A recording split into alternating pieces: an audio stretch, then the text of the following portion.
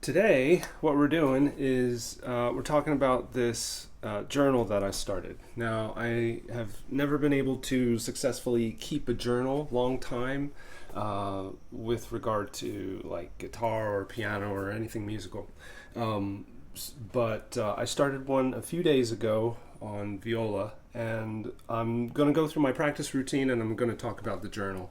Uh, yeah, that's about it. So, you all are getting um, a cold warm up. All right, I haven't played anything on the viola yet. I'm warming up on stream right now, so it's gonna sound rough. Also, it's gonna sound a little bit.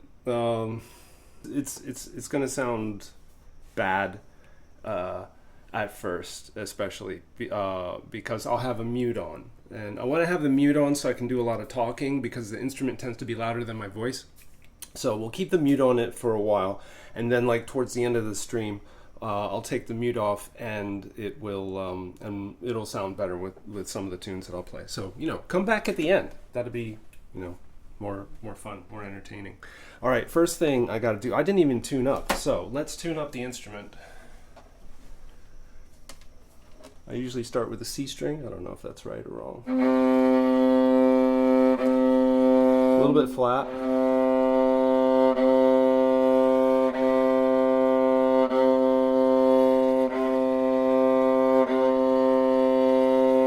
Alright, and then we go to the G string.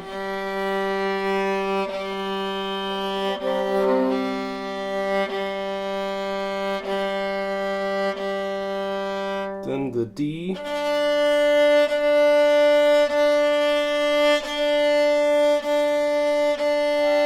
A string.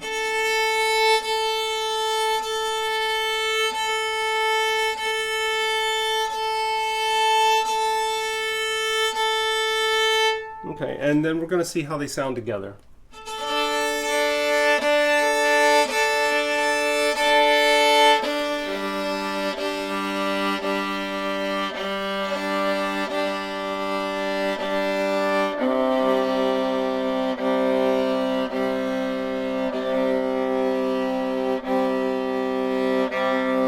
That should be okay. Yesterday I started with Sevchik Opus 1, number 4, which I usually do every day.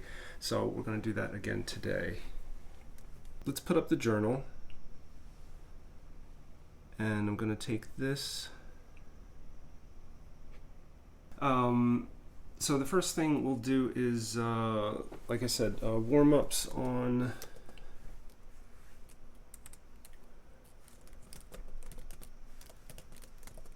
Warm-ups. Sevchik, Opus 1. Number 4.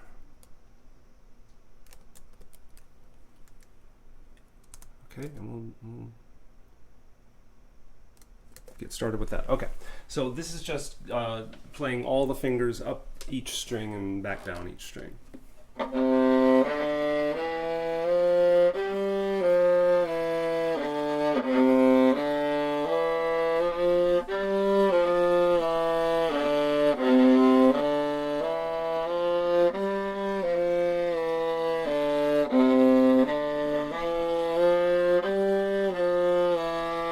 Now I want to check the G against the next string. It's a little bit flatter than my pinky. There it is. That was sharp.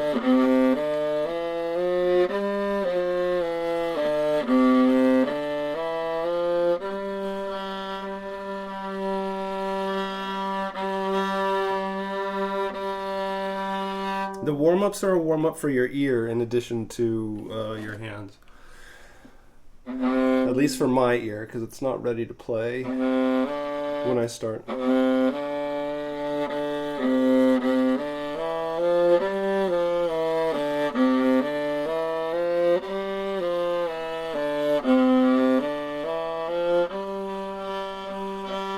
Yeah, that's pretty close.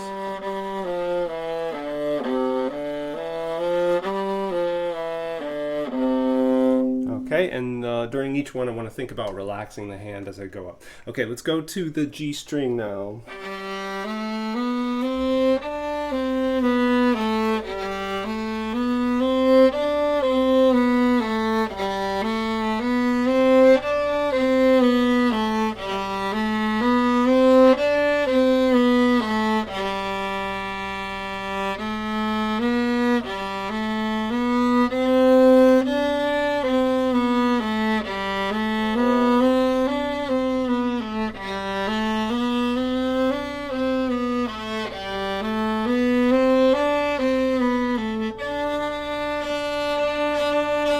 Checking it against the next string. Okay, and then we'll go to the D string.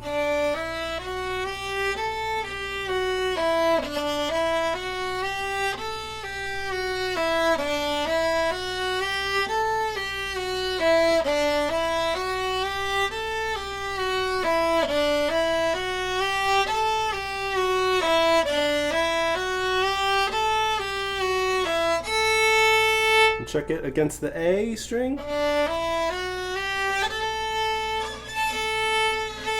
There we go.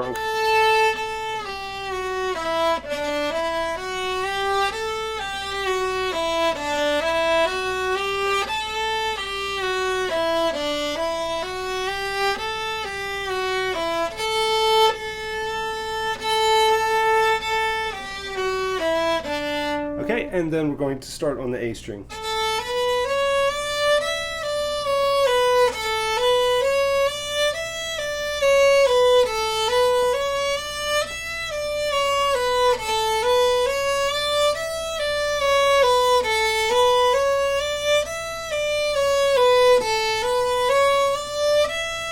Now we want to know where E is. So I guess it's there, but we don't have an E string to compare it to. We could maybe take a harmonic on the A string.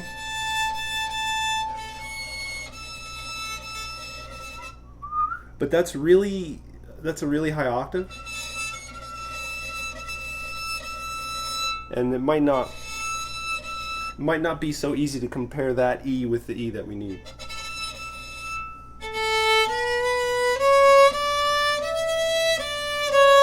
But I'm doing my best.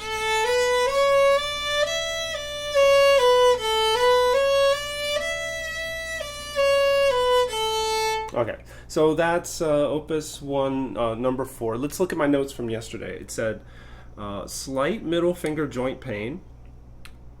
Is this arthritis, tension, or bad angling? So, didn't get the answer to that, but luckily I don't have any middle finger pain. Open string intonation warm-up. Subject Opus 1, number 10. Okay?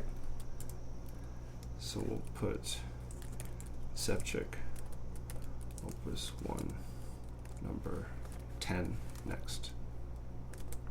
Okay, that's the next thing. That's what I call intonation, because you're more actively checking your pinky pitch to the next string over. So let's get into it. Should I review the notes from yesterday beforehand so that I have a sort of expectation? Let's see what it says. Intonation. Pain went away after a break and some gentle playing. Okay, so I guess that's okay.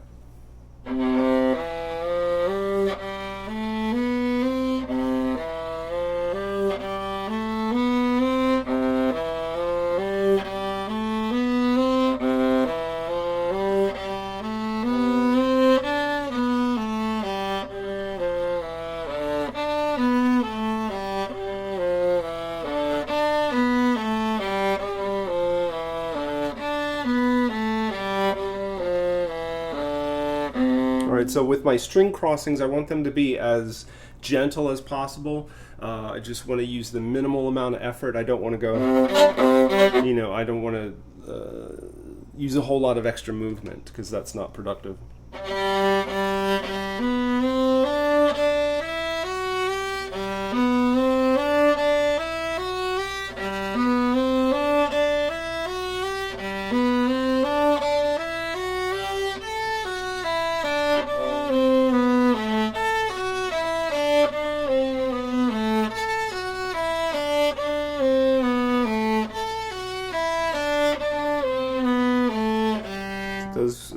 motions minimized, and then we're going to go to the D string and do the same thing.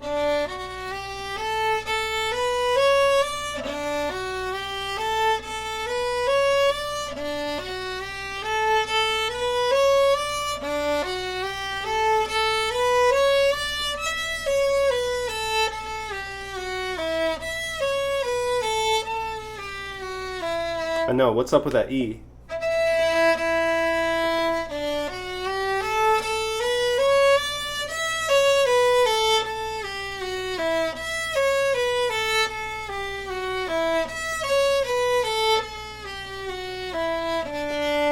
Something like that. Okay. No notes on that one. So the next warm-up is going to be Sevchik Opus 8 for the right hand. Or I'm going to say bow. I'm going to say bow. On piano I say right hand. But there's only one hand that bows, and there's only one hand that fingers on the viola. Sevchik Opus 8, number 3. And yesterday I started at 144 beats per minute. And I played 16th notes from exercise 3. 2, 3, 4, 2.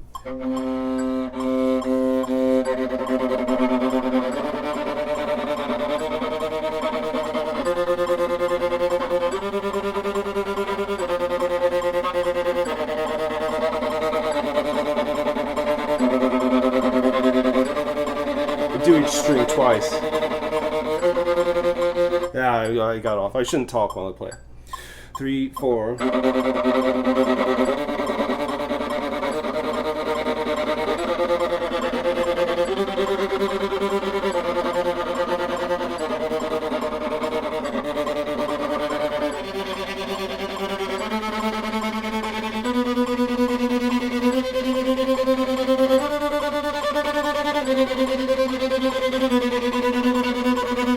It's getting squeaky.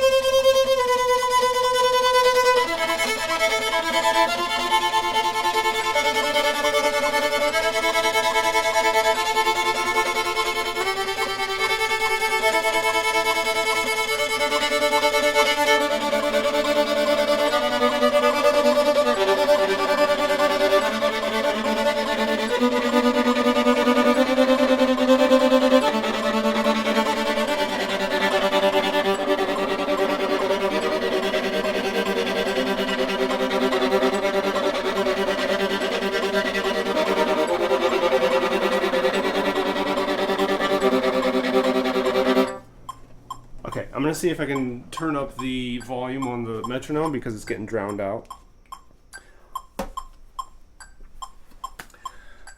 That's as high as it can go, so we're stuck with it. Okay. Oh, actually,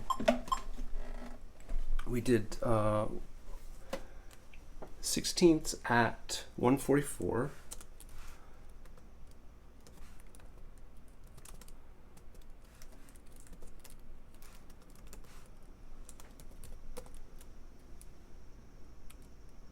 And the other thing, 8 string skips, no, yeah, 8th note string skips, that's what it said yesterday. Okay, 8th,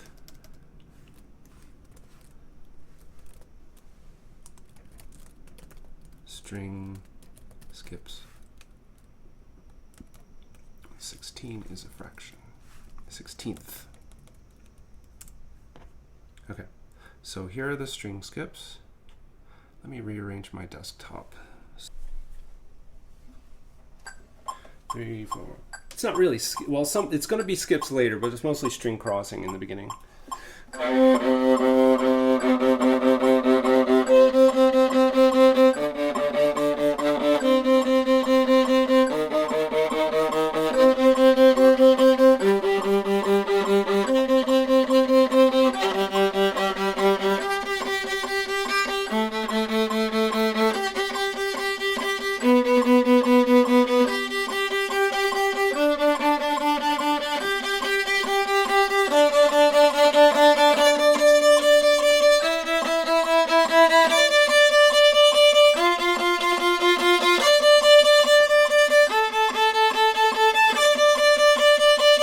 Getting loud. I'm going to turn the volume down.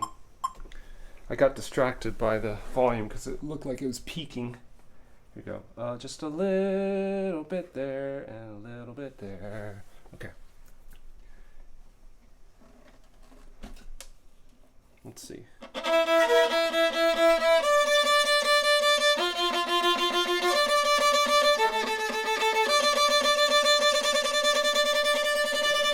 Okay, let's do skips now. 1, 2, 3, 4.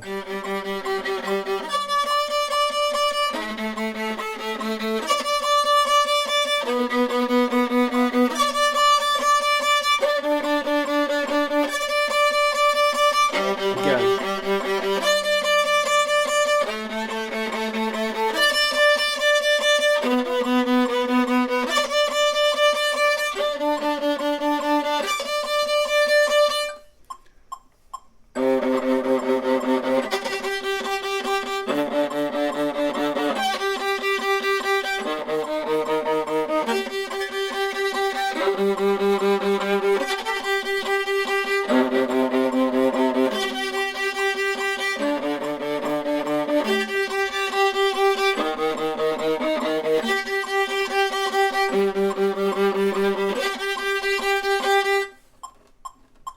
Okay, so that's it for the metronome, I think. Alright, so we're turning that off. Opus 1, Part 2, number 1. Oh, 1, 2, 3, 4 is in second position. Okay, so that's going to be the same as yesterday. Sevchik, Opus 1, Part 2, number 1. 1, 2, 3, 4 is in second position. All right, so with this one, we're starting off just doing a location exercise. We're locating where the pointer finger is going to go on each individual string. I should do this with the drone, but that might be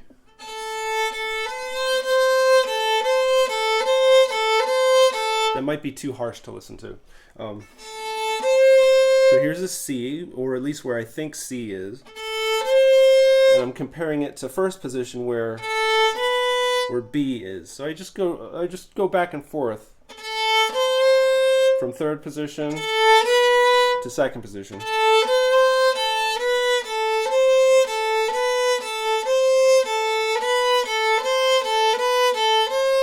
That was a little sharp.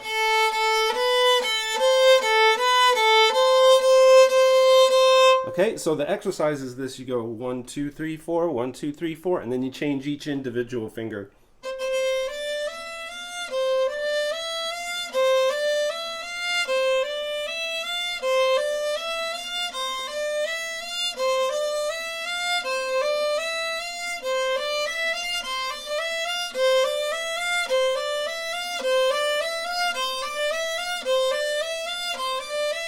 Okay, so now we're going to lower the ring finger.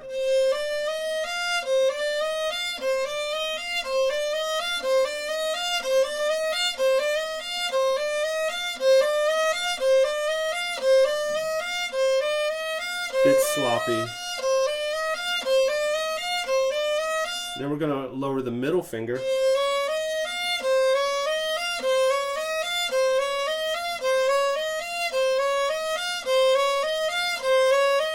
trying to keep all the other fingers where they were previously. Now we're going to keep the middle finger lowered and we're going to raise the ring finger.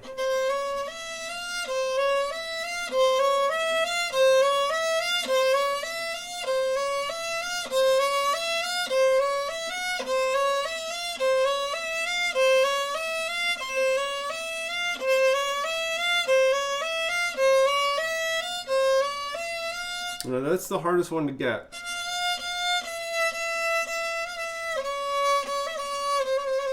And it's because you have to split the middle and the ring finger like that. So that's kind of a difficult stretch to do. Maybe I can get it better if like I angle the fingers or something. But we're gonna try it on the next string. Next, we're looking for F.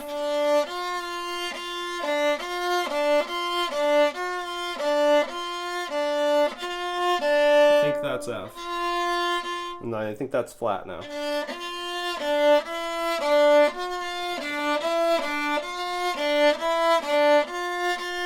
Okay, we're going to use a little bit of a drone here so that I can know where F is for sure. Excuse me. There's F.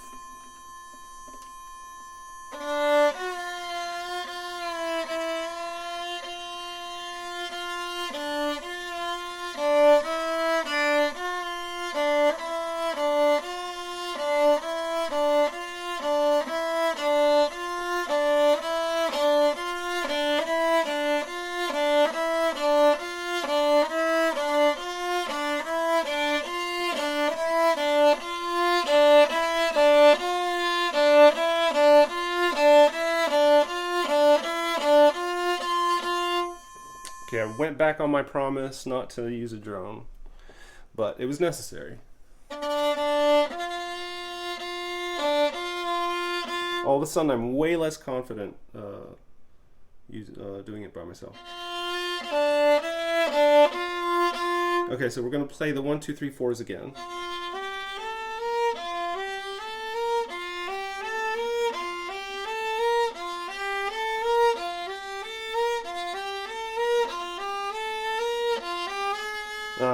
Come on.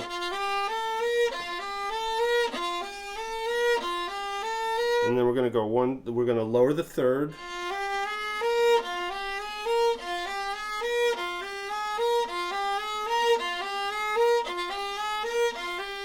Lower the second.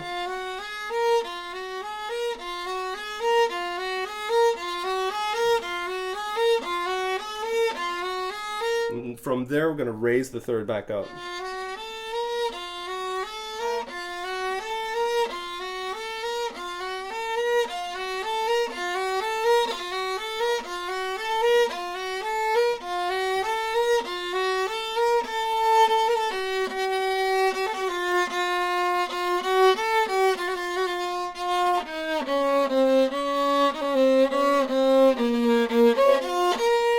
Okay, so that's the D string. We got a long way to go. All right, G string. We're going to go see if we can find B flat.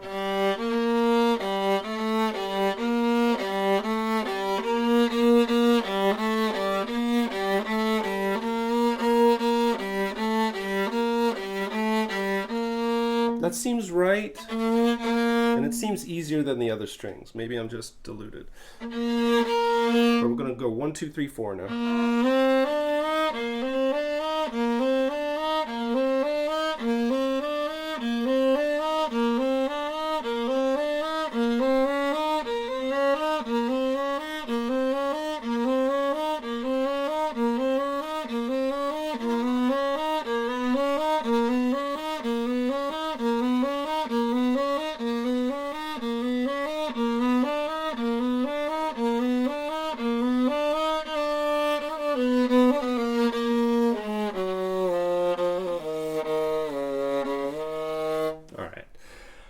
That is the B string. Finally, we're going to go down to the C string, locating an E flat.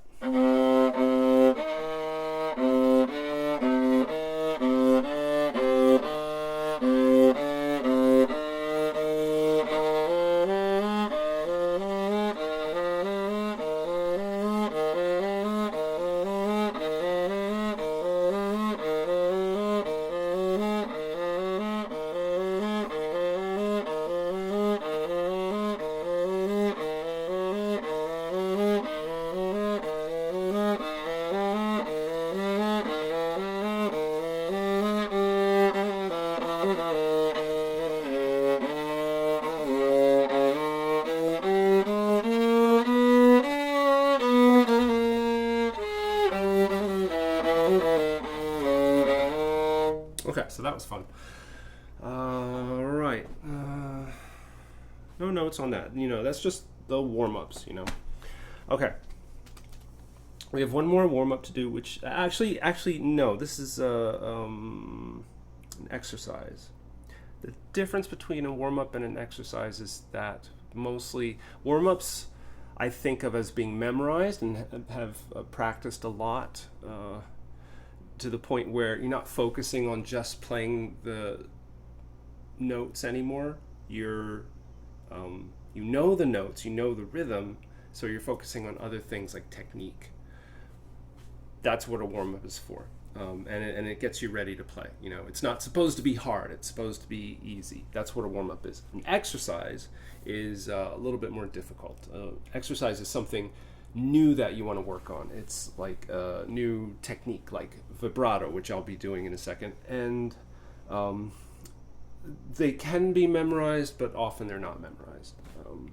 So that to me is the difference between a warm-up and an exercise. Let's write in exercises.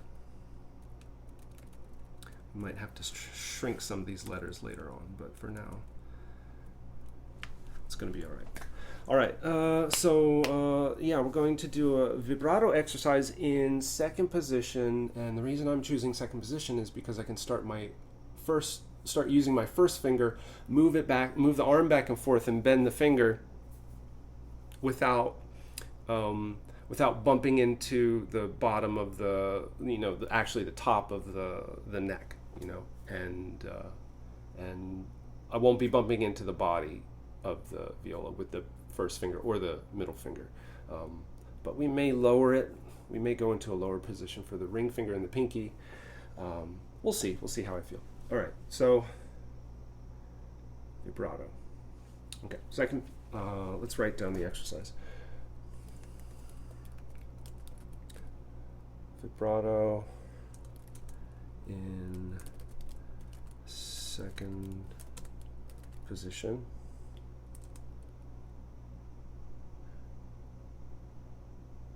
Yeah.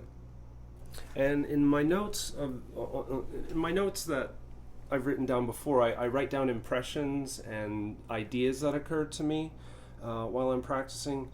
But so far today, I really haven't had any insights. It's just mostly trying to, warm up and do the exercises. Anyway, hopefully there will be some insightful practicing soon. All right, so what we want to do is I want to start on an F on this second string in. Okay, and the idea of vibrato is that we're going to want to see this hand. So let's change the look of things for a bit. Let's take this, make it smaller. There we go. We'll make it bigger later on. Hopefully, remind me to do that if you can. All right. So what you want to do is you want to move the hand down and not move the wrist so much, but move the finger, like loosen it, and then so it like kind of straightens out a little bit when the arm goes that way, and then it kind of curls up a little bit when you bring the arm back up. So that's kind of like an F right there. And we're just going to go.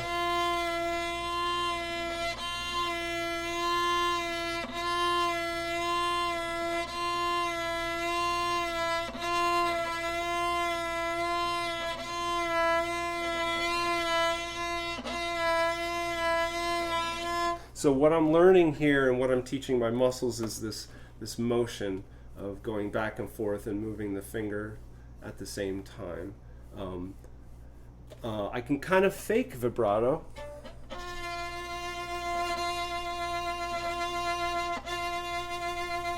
Like that, but it sounds like, convulsions rather than a very controlled musical vibrato. I can't vary the speed. It has to be at this speed if I do this.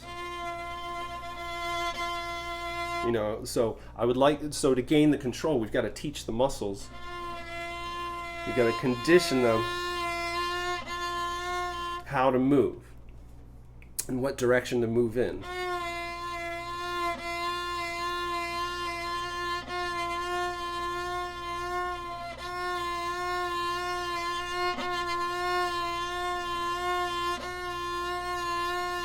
And I got to think about, oh, what was I going to say? I don't know. There's little things to think about when you're doing that. Like, all right, so now we're going to use a G for the ring finger.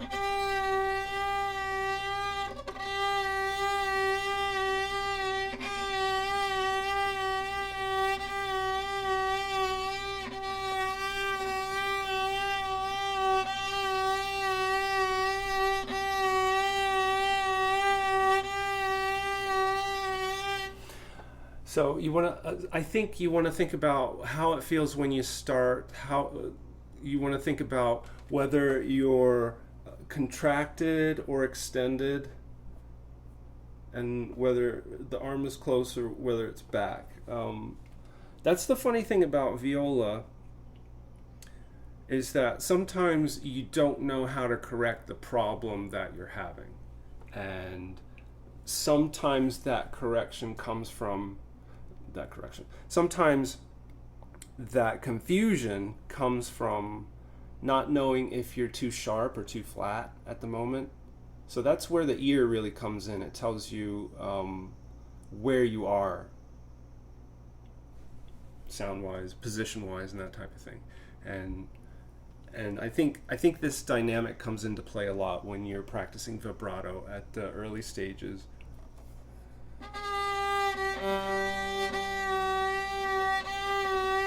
Because, like, if you're in the middle of a piece and you want to start doing vibrato, well, it's like, are you on your fingertip? You know, if you're on your fingertip, then you want to go and extend and come back. And if you're already a little bit extended,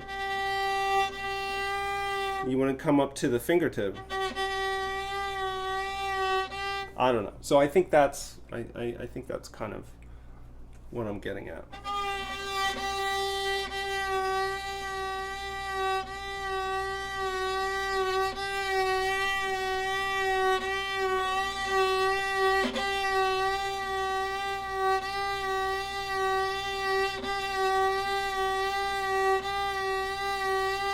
Okay, now we're going to finish up vibrato with the pinky. So I think for the pinky, so that I don't bump into the body, I want to play it in second position. So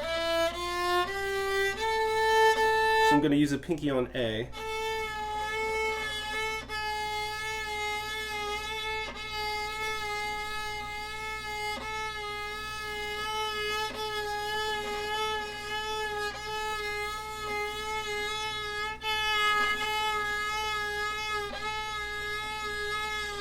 Sounds like crap. But the index finger and the pinky are supposedly the hardest ones. So if I get these wrong, if these are more difficult, I won't feel bad about it. I'll just keep at it, keep trying.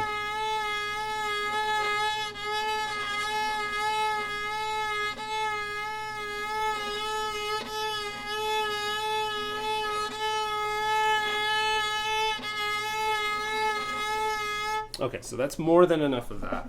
Let's make a note. Here's my first impression. Well, actually, just first note. Never mind. Shut up. Okay. Vibrato in second position. No.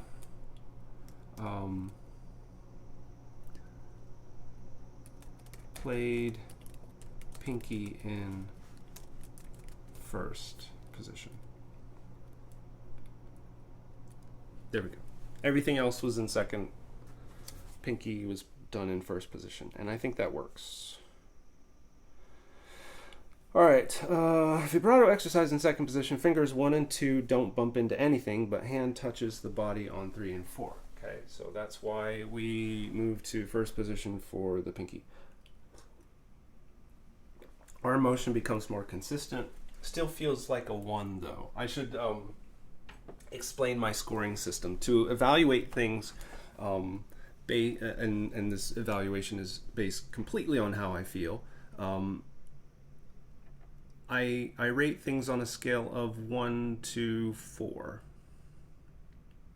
I mean, technically 0 to 4. So, like, if let's say I don't know anything about a new piece of music or a new technique, okay? If I know nothing, then it gets a 0. If I know just a little bit of it, or if I can play a little bit, then that gets a 1. If I feel I can do so, like about half of it, if half of it's okay, then I give it a 2. If I can play most of it right, then I give it a 3.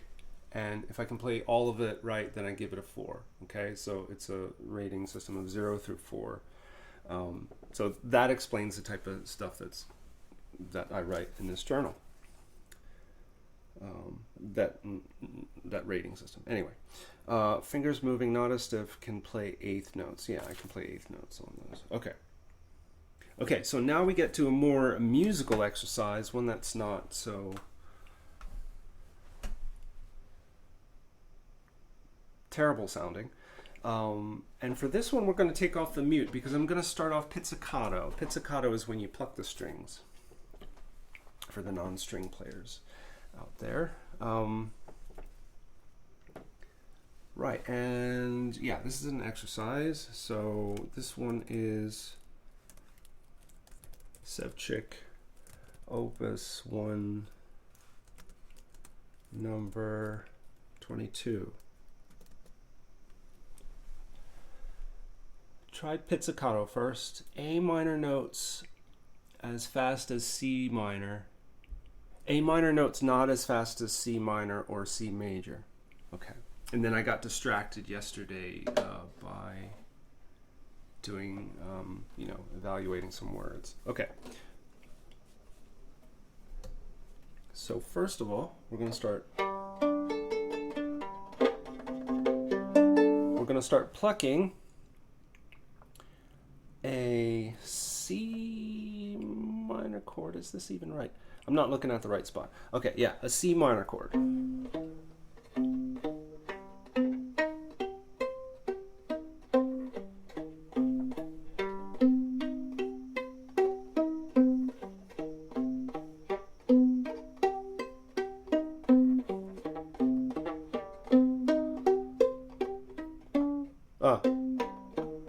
Okay, so when I don't use the bow, I can focus exclusively on the left hand and note placement, actually like pitch location.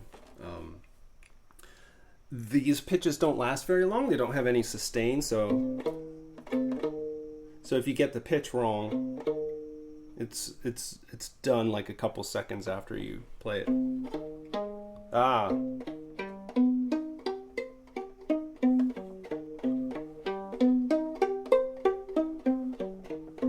So the bow is really helpful for knowing whether your pitch is in tune because you can hear the note longer. You can hear the pitch sustained over time. Okay, so that's C minor. We'll move on to C major by raising the E flat to E natural.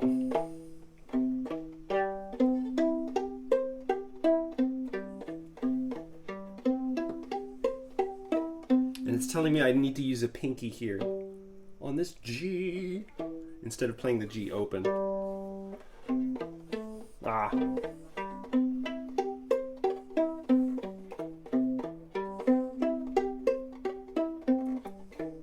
Okay, I'm feeling a little bit of finger pain. I'm trying to see whether that's in my middle finger or the ring finger. So it's probably good to take a break right now and stop. Okay, now the pain is gone. So I couldn't pinpoint it.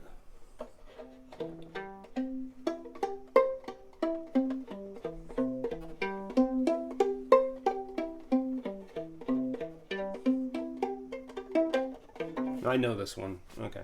So I don't need to spend as much time on that as the other ones. Okay, so now we need A minor, it looks like.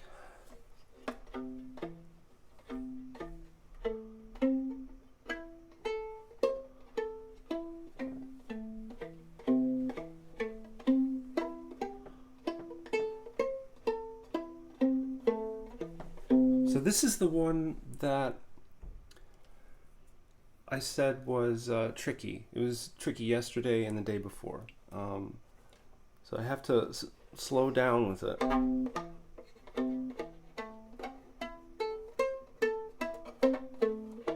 He says slow down, proceeds to speed up. God. We want a pinky there.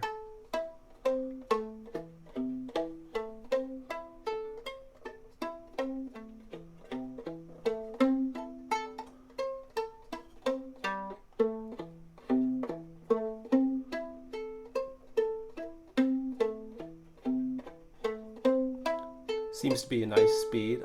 Pinky.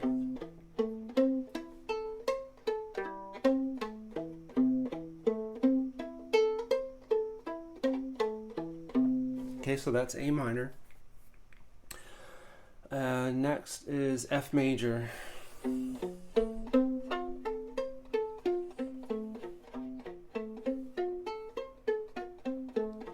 Not too bad. And then we want F minor, so that has an A flat in it.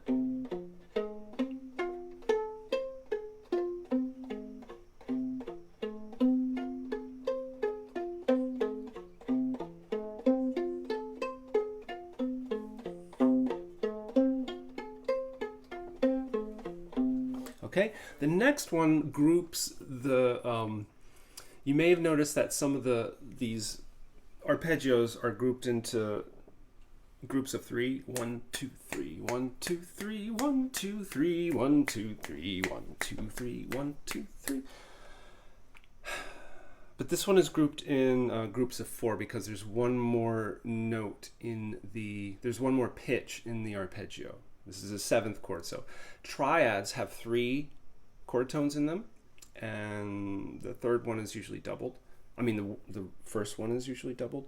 And then 7th chords usually have 4 chord tones in them, and the first one is often doubled again.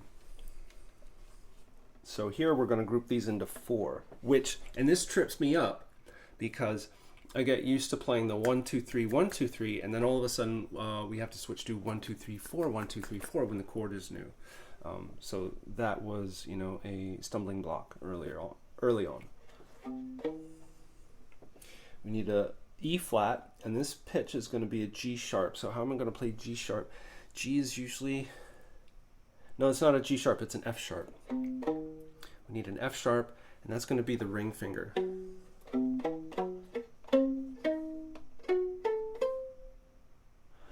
One, 2, 3, 4, 1, 2, 3, 4, 1, 2, open? Yeah, open, cool.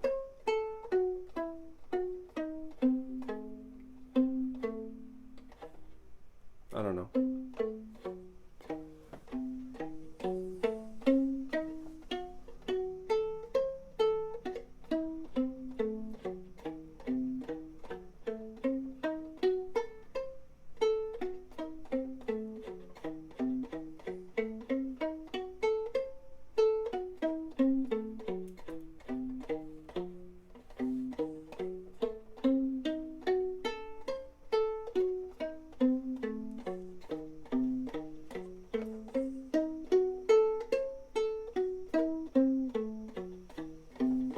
Okay, these are not all the things that I do before stream, but I usually do at least the warm-ups before I start streaming. So we're getting to about where I am at the beginning of the stream, playing wise. Okay, so that's something diminished 7, 7, 7 of 5. That would be an F sharp diminished 7 chord.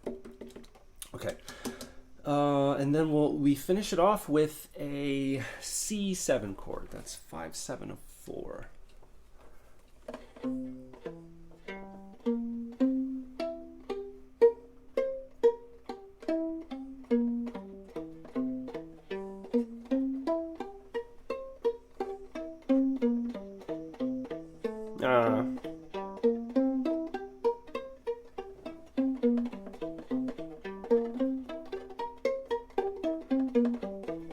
Okay, we could spend a lot of time going over each one of those chords, but it's been an hour already, so we need to move it along. Let's play it with the bow a little bit. C minor.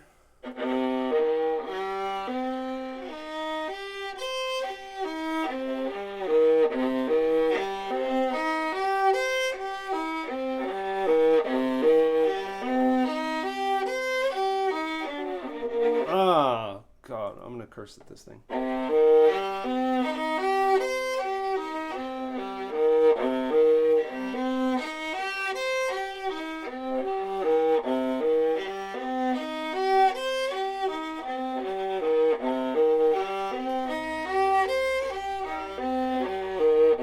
Okay, I've located the pain. The pain is starting to arise in the ring finger. Probably like pressing too hard and angling it. But at least we know now. Yesterday, it was the middle finger. All right, C major.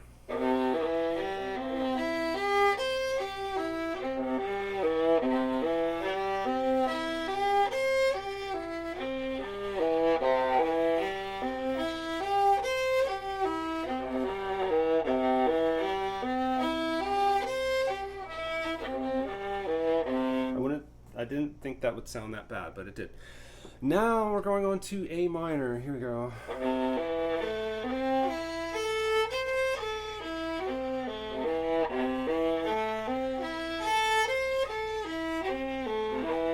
Not so bad. It seems as though the practice effect is working, or at least preparing with pizzicato first, playing in pizzicato. All right, now F major.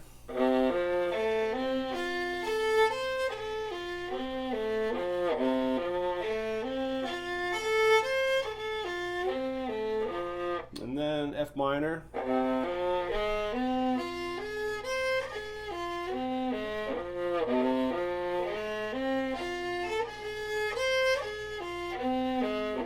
Okay, and then F sharp diminished 7. 1, 2, 3, 4.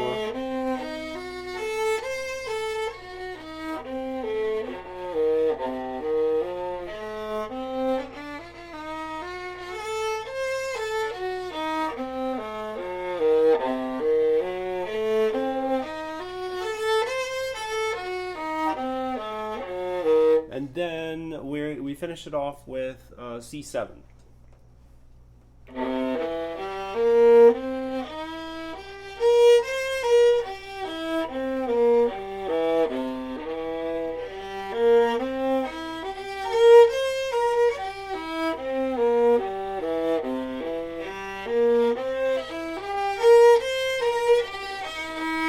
Okay, terrible bow sound.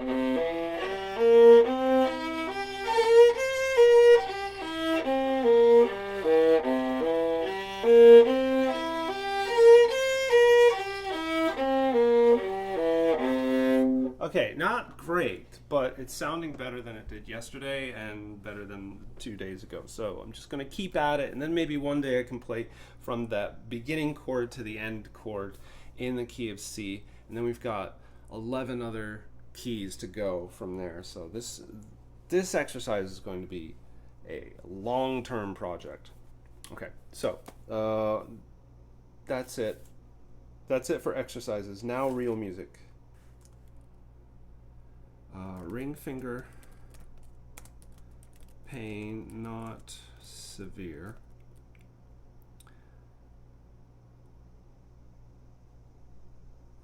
Keep an eye on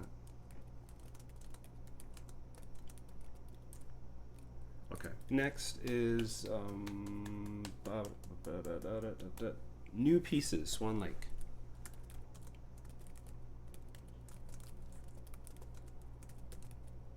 Okay, so a bit of background for Swan Lake. I found this piano arrangement, and I took this piano arrangement and I reworked it for 4 violas. And I did a recording, and the violas that would be the bass voice in the recording, they sound fine. But the ones that would be the soprano voices, they're not that consistent, and they're supposed to be the leaders of the group. So, they need a lot of work. I think I played it after, I think I originally tried to record it after a couple of days of learning it, and then I tried to do another record after about a week. So it's almost been 2 weeks now, and I'm still practicing the main melody. The good news is that the bass part is now a little bit easier to play, and it sounds okay on the recording already, so that's fine. And then the alto part and the tenor part sound okay, but we really want the soprano part, which are the leaders of this piece. We really want the sopranos to be solid and good and consistent and everything. So we're going to play Swan Lake. What I'm going to do is, yesterday I warmed up with E minor, the E minor scale on Swan Lake, so I'm going to do that again today. Swan Lake, quick warm up, E minor scale.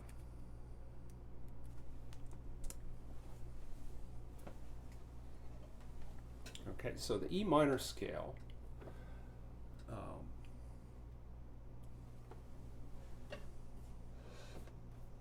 the scale that we start with is the Aeolian mode, and that just has an F sharp in it. Okay, E, F sharp, G, A, B, C, D, E. That's it. So we'll start off with that one.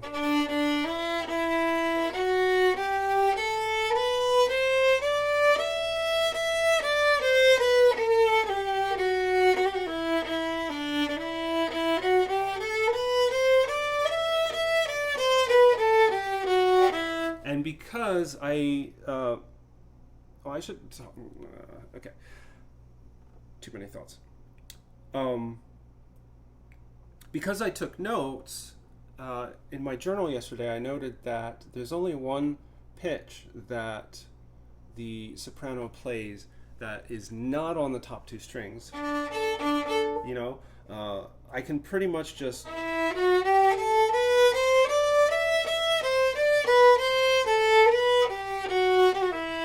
pretty much just sail around those two strings. There's only one pitch that we play on the other string, and that's a C.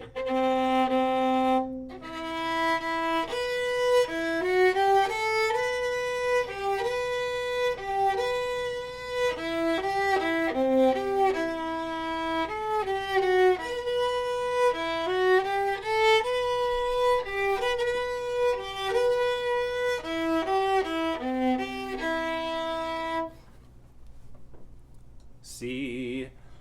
That's the only one that's on the low string.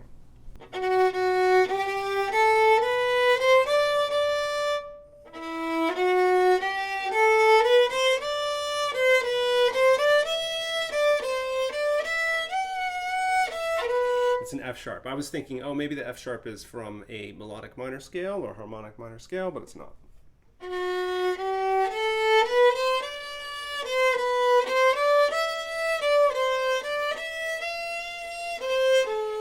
Now, is that a key change, or is this from a different scale? You have an F natural, so it's probably from a key change.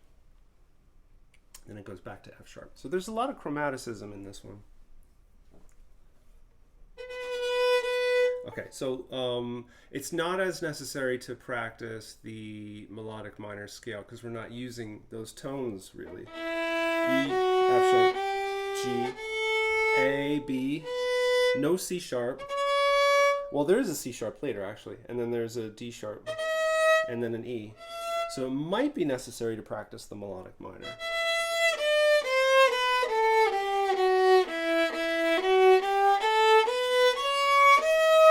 Because I know it goes to a C sharp there. F sharp, C sharp, F sharp, C sharp.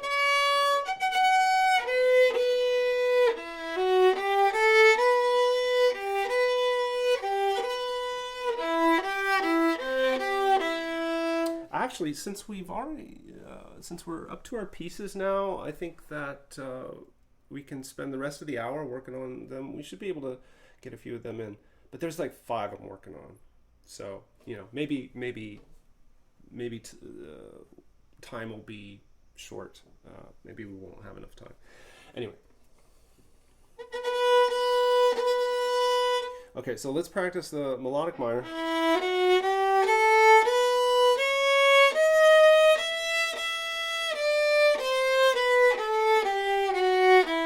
really two scales in one. You have a raised 6th and 7th on the way up, and then they get lowered on the way back down the scale.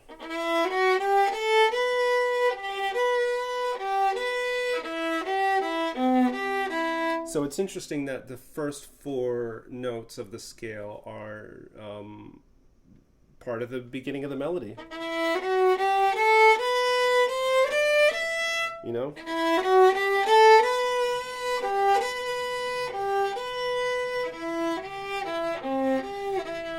So that transitions us very smoothly into practicing the actual melody.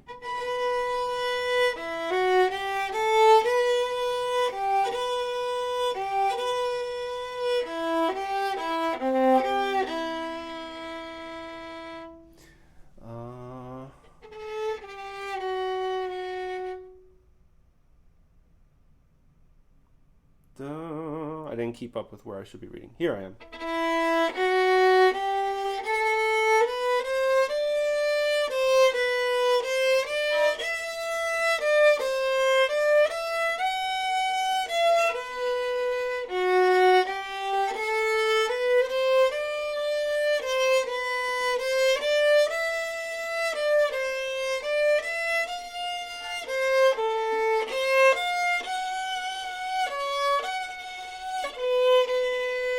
Like that.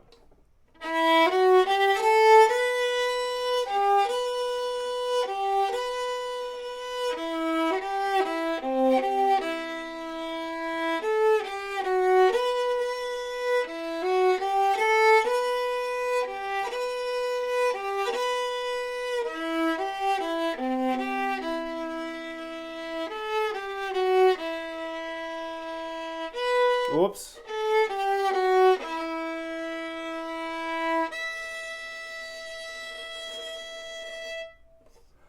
Okay, so I had the idea the other day to lift off of that last note with the bow at the end instead of just stop in place.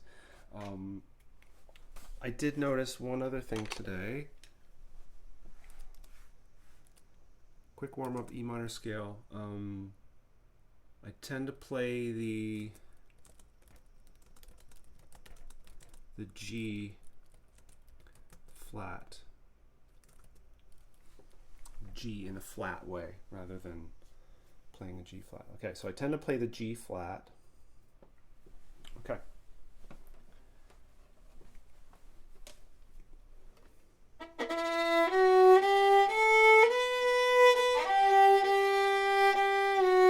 So it's good to have at least those three pitches ready. Those 3 places where my fingers are, because actually, and to have the pointer finger over both strings at the same time.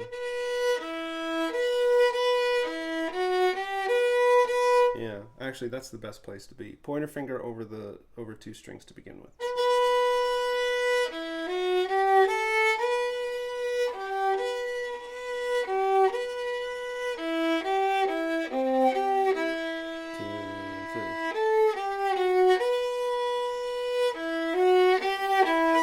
I don't know what I'm doing. Okay.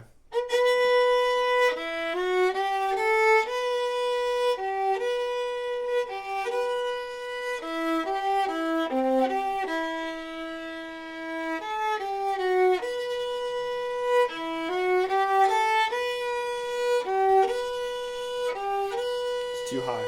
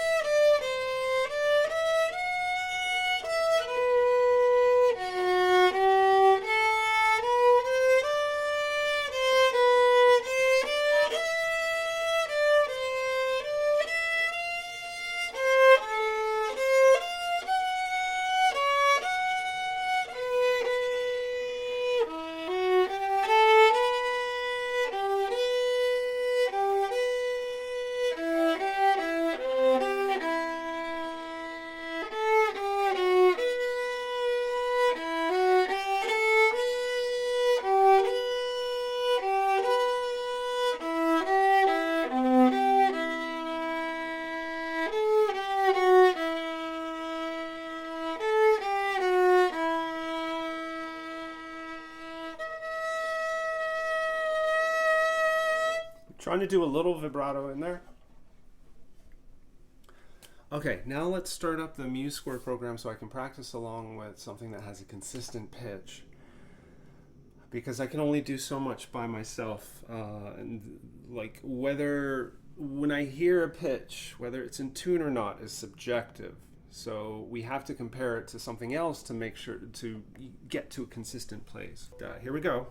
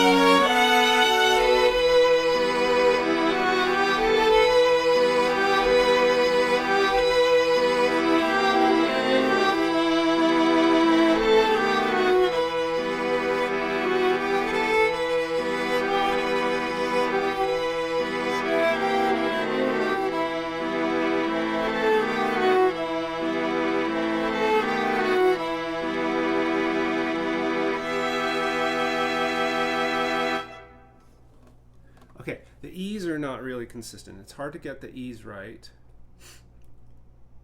with this one.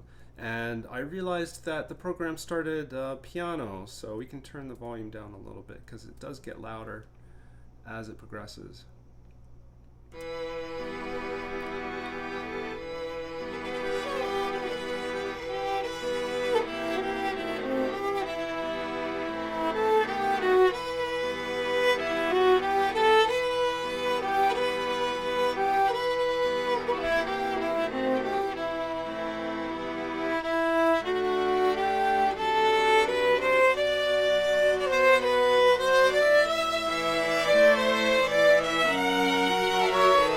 What? No.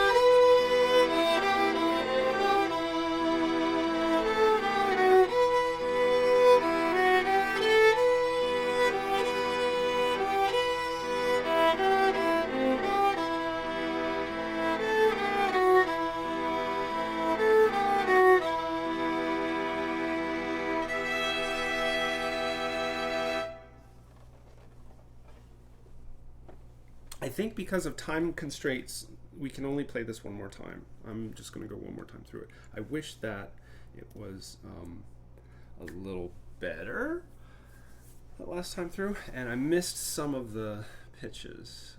I didn't know where I was. I didn't know what pitch I was playing, so I need to think about that. I have a lot of packing and cleaning to do in a short amount of time. I'm going to be near a train station and the beach with lots of cool rocks and a possible job nearby. Ooh, nice. Bet you could do some nice drawings on the beach with those rocks.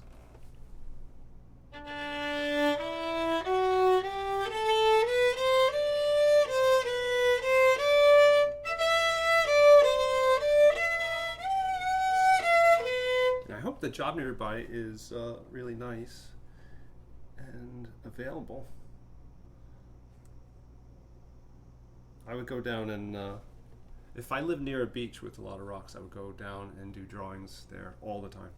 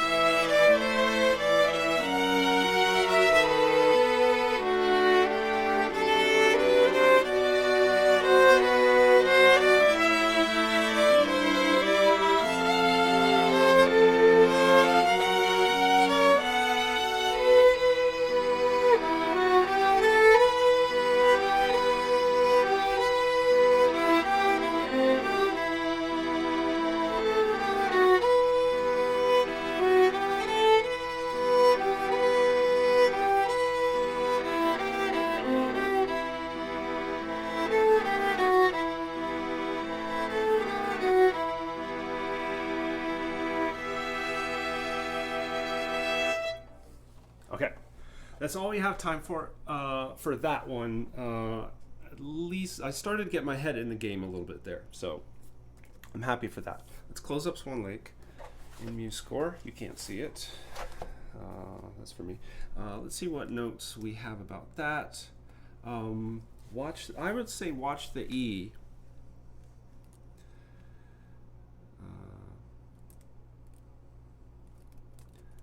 Watch the what is that?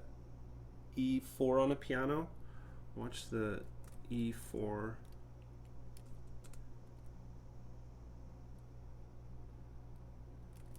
pitch goes off a lot. I don't know.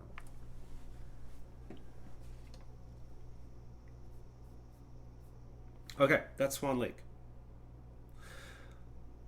Wolfheart 9. Oh god, I don't want to do this one. Alright. That's okay. It's going to be okay. It'll be alright. It will be alright. Wolfheart number 9. While we're doing it. This one is in G major, which means it just has one sharp. The same sharp that E minor had, which is an F sharp. There's only one sharp in both of these keys. And technically E minor has a little bit more going on than that, but for the most part it's basically the same as G major. They are sister scales.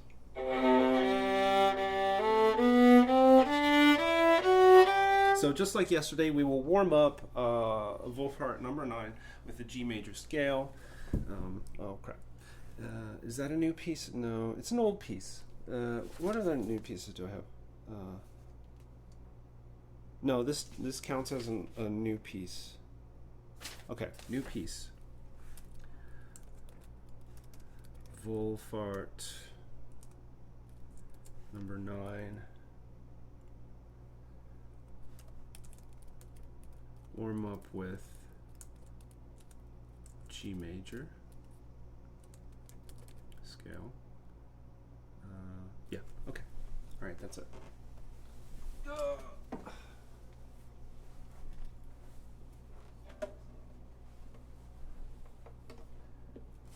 Okay, we're in G.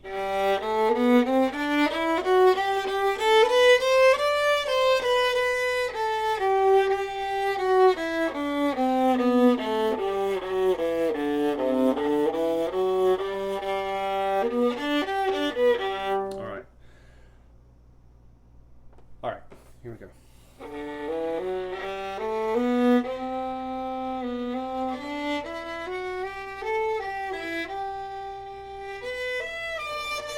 Crap.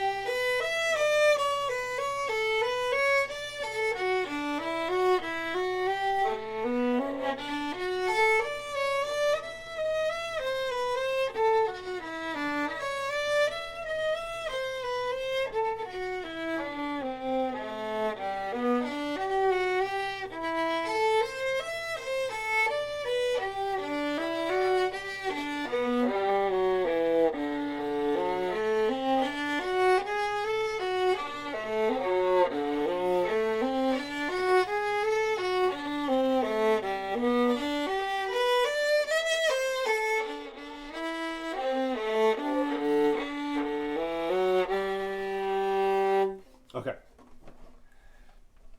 I have a note on this one.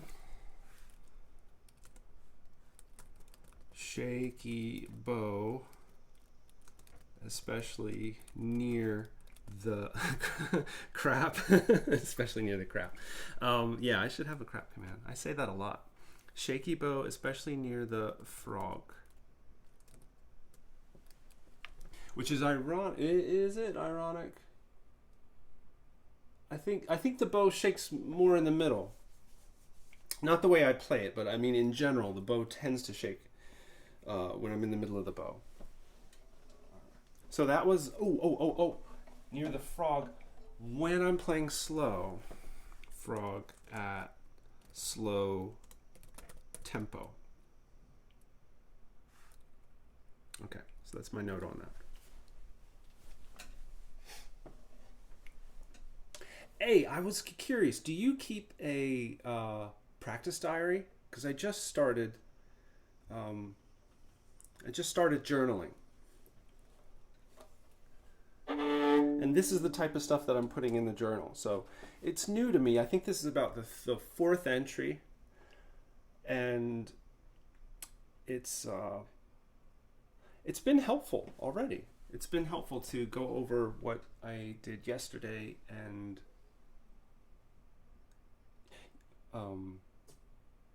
compare what I'm doing today to what I did before, and see what my problems are. No, because I don't practice. Okay, all right, fair enough.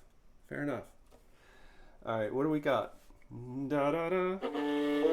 Because I tried to start journaling a couple of times in the past. I tried to start for guitar. I tried to start one for piano, and I never kept up with it. But maybe I can keep doing this.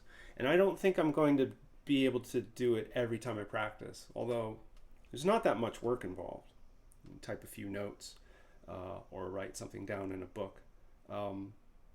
But maybe I might do it every other practice or once a week.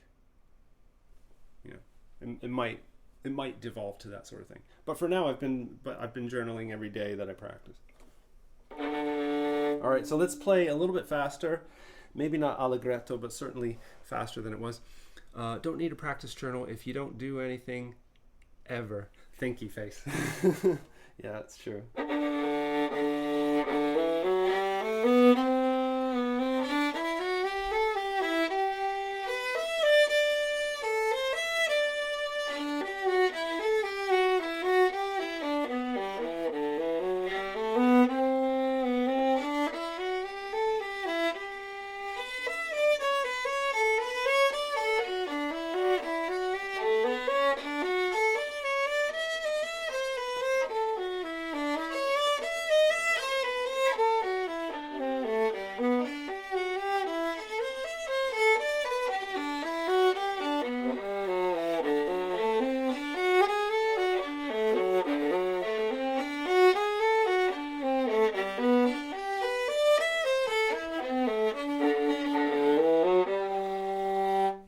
Okay, it feels a little bit easier at a faster tempo.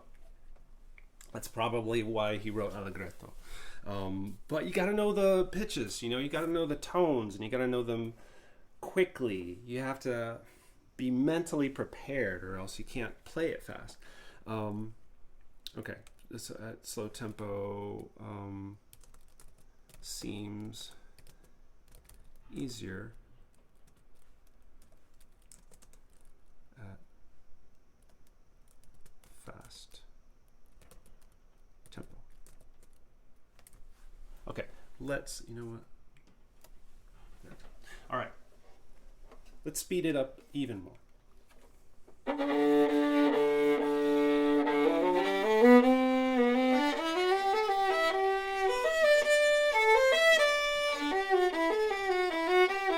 Ah, crap, the pointer finger didn't want to let up. Oh, the pointer finger didn't have to. That's why you need to be prepared. That's why you need to know what you're doing. All right, maybe that was too fast.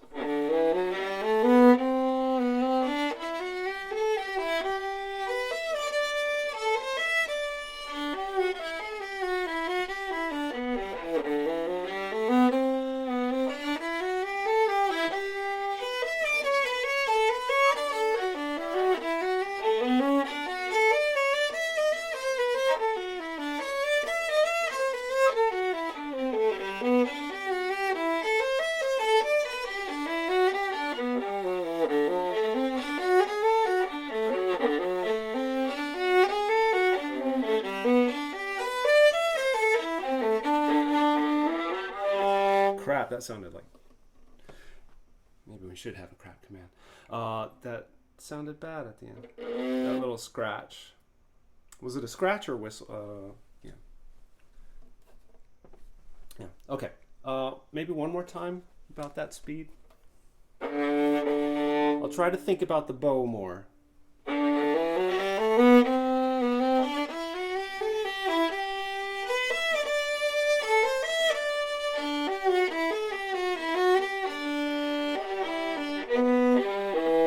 Okay, now we've identified a mistake that happens twice. Oh, and I was all excited about that. Okay.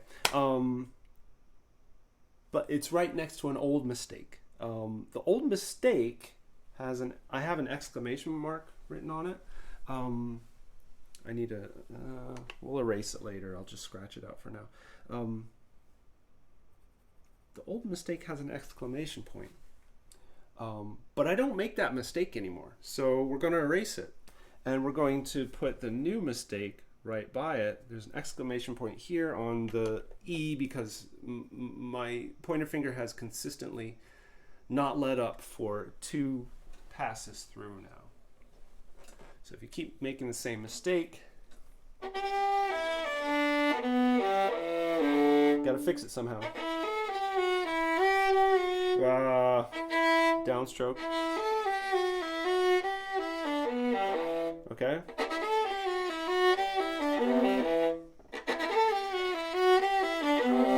Kind of playing that.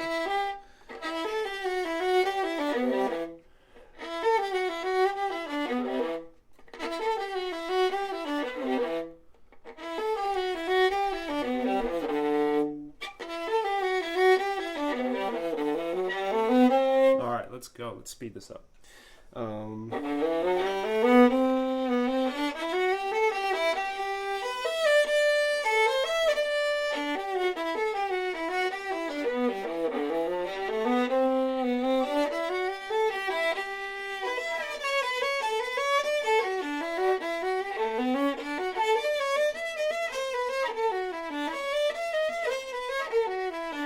I forgot to play the pinky. I used an open string and then we heard 2 Ds.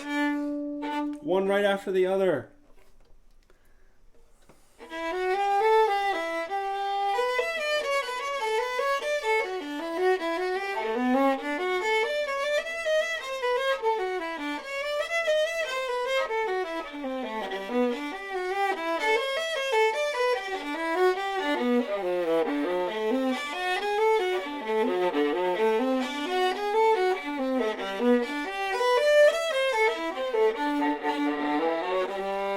Probably want to go dun, dun, bum, bum. Probably want to master a little bit of that wrist motion because there's less activity to do when you do that.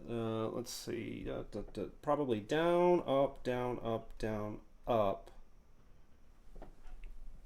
down. So this part will go downstroke.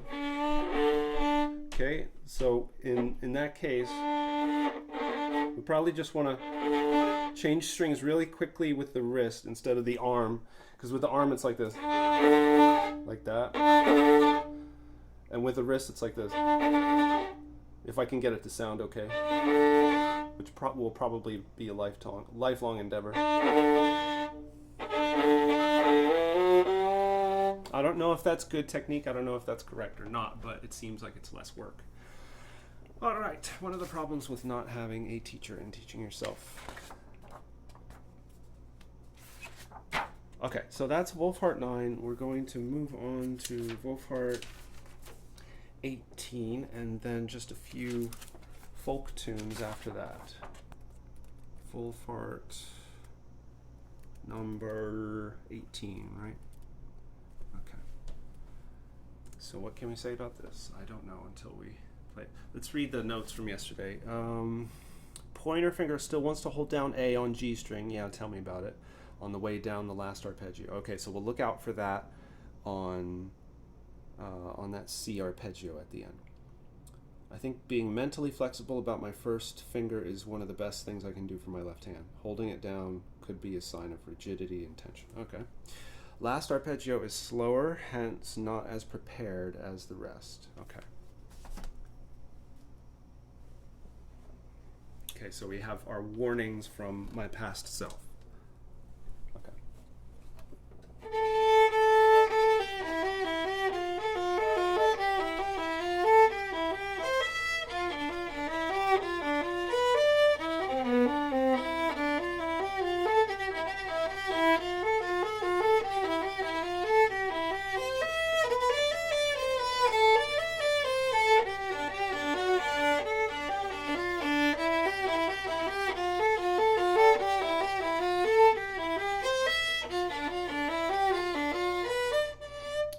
Almost out of bow there. That might be a spot to make a note of.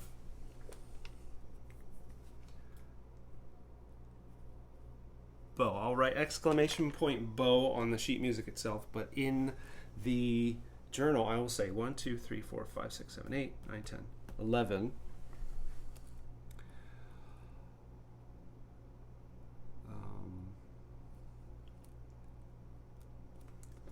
Exclamation point may run out of bow at the end of measure 11. Okay. All right, let's try that again and we'll check measure 11 again.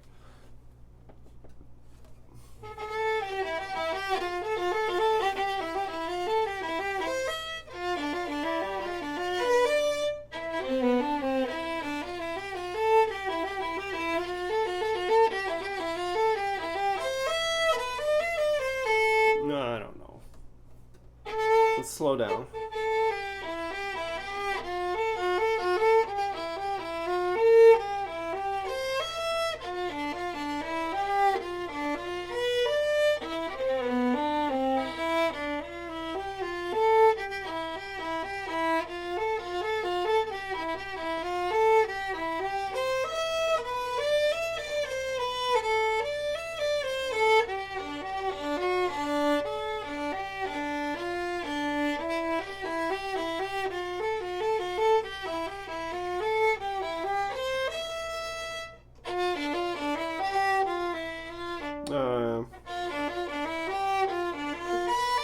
Stupid first finger.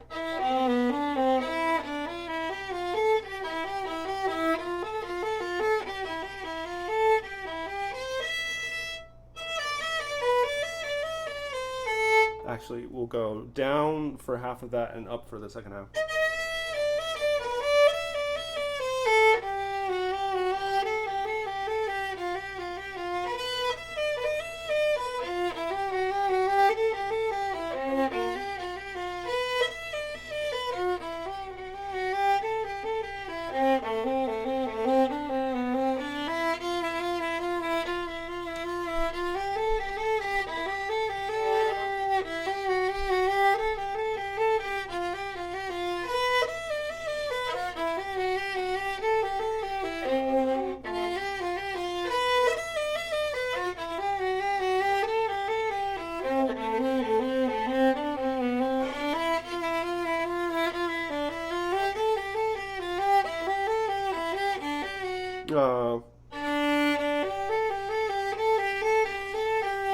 Should be upstroke there.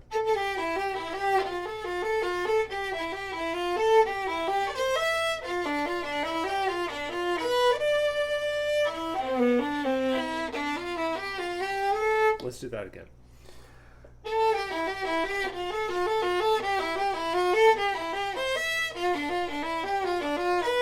That's too fast. Need two bow directions there.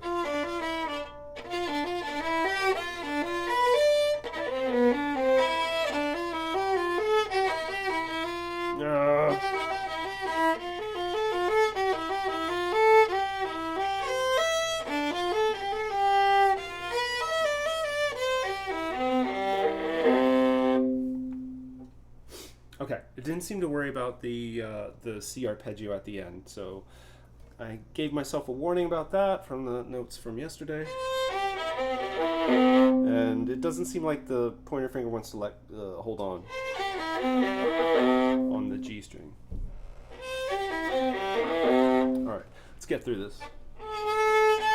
Let's see if we can go like, let's see if we can bow it the way that it was written originally, not the way that I'm doing it right now, but let's see if we can play it as written.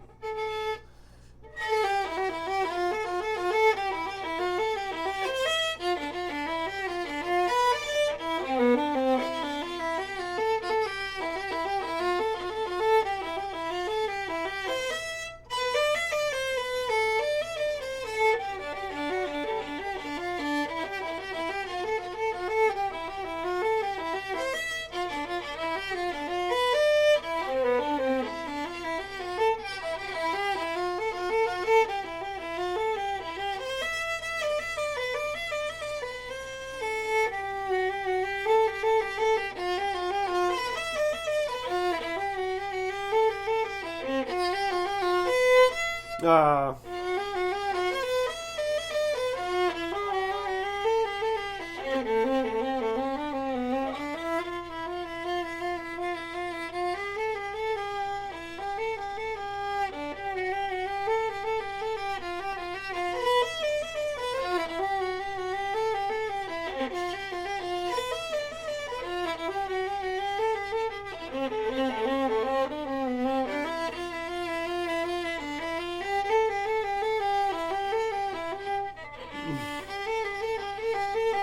I'm out of gas.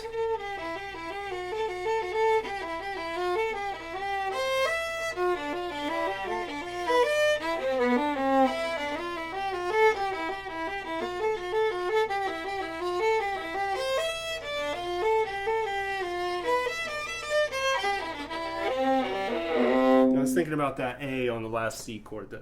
There's no A in the C chord, but the A that I accidentally play most of the time. I was thinking about messing up, so I actually got distracted and messed up. That happens. Okay. But we'll take that as a rehearsal, not as actual practice, which takes more time than we have today.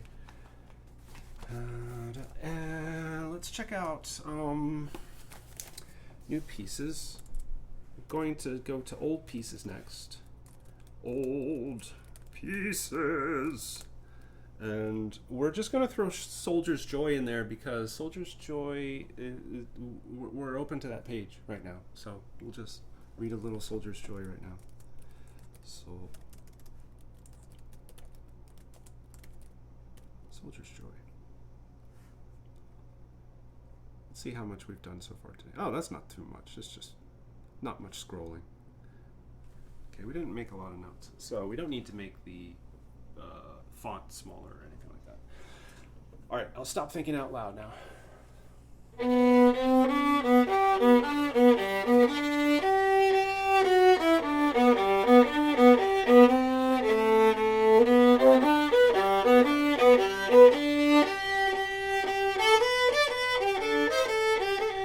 Oh, I messed up.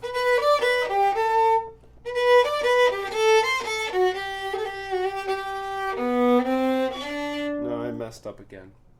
Let's try from the beginning.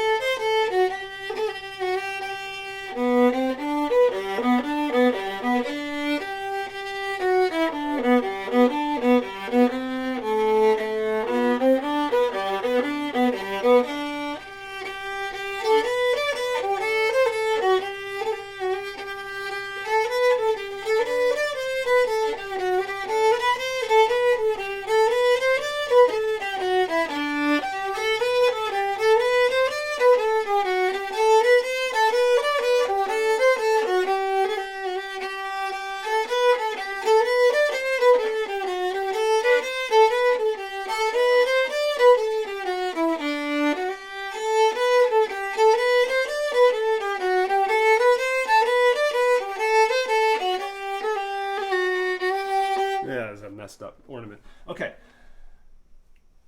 I have this, I have a background track to this, so let's play with that and see if I can keep up.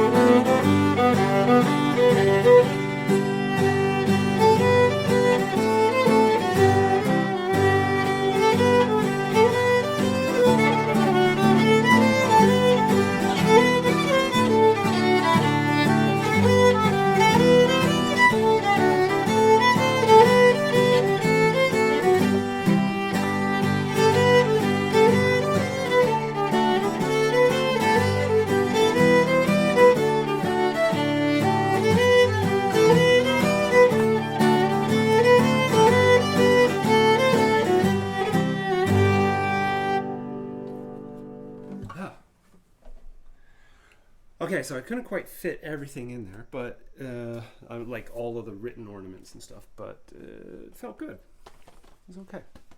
Okay. Got two more. Soldier's Joy. We will say fun. Okay. And then, so then we want to go to the stuff that we're actually practicing. I mean, that was actual practice, but the stuff that's on the list. Swallowtail. The Swallowtail, should we go to play that one first? No, let's do Varna. Let's do Varna. I didn't want to do Swallowtail first. That's fast. And so list in Varna is on page 53.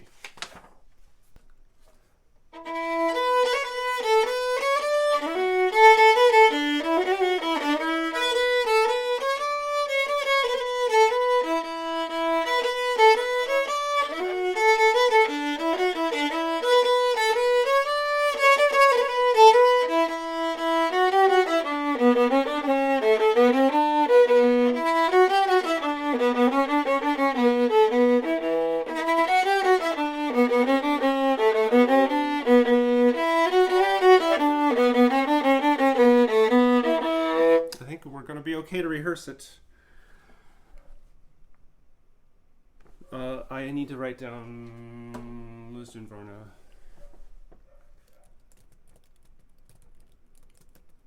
List in Varna.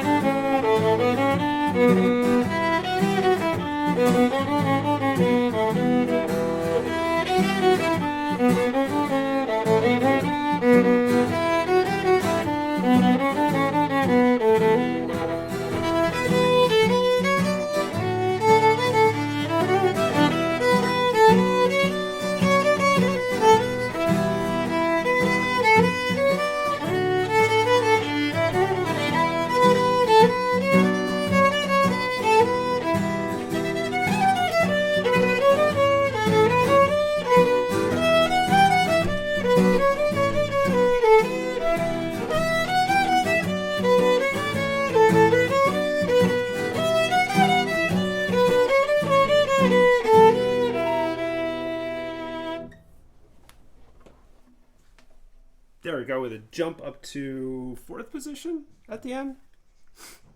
That's pretty good. Okay, what can we say about Lisdu and Varna? There was something good that happened. Let's see if I can remember it. Oh, the getting comfy with the ornaments, starting to choose where to put them and where to leave them out. So that's good. Yeah. Okay. So with that, we can move on to the swallowtail. 42. Old pieces feel a lot easier than new pieces. And it's good to play them at the end of practice because you feel that frustration from working on the new pieces because they're challenging. But the old pieces, it's like, yeah, I've been working on this one a while and it's sort of coming together. So let's rehearse the swallowtail a little bit.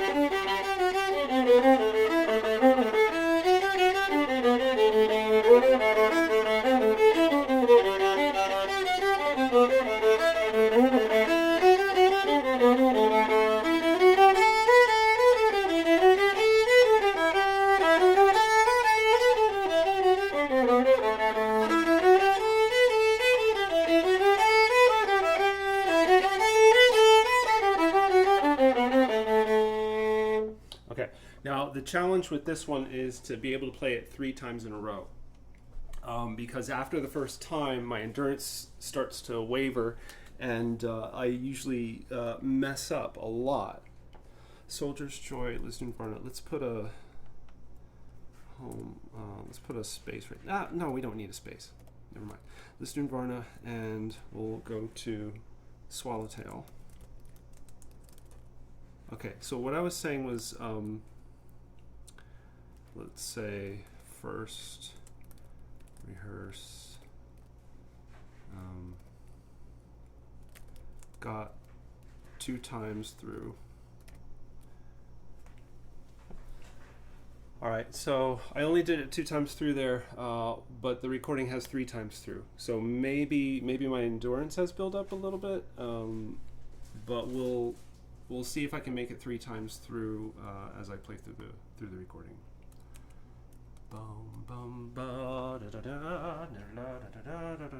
It might be okay as long as I stay relaxed and loose, which is a big if.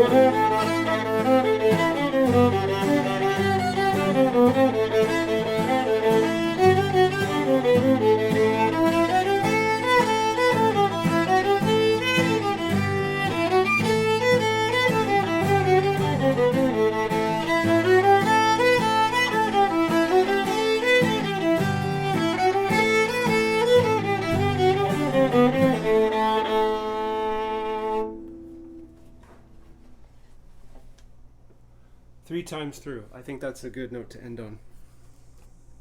Okay, so that was it. That's an introduction to my new journaling habit and what we've got going on there.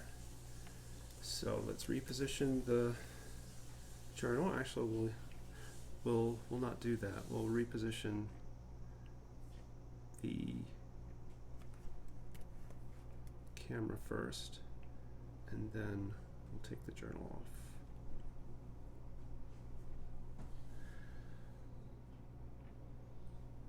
Huh, okay.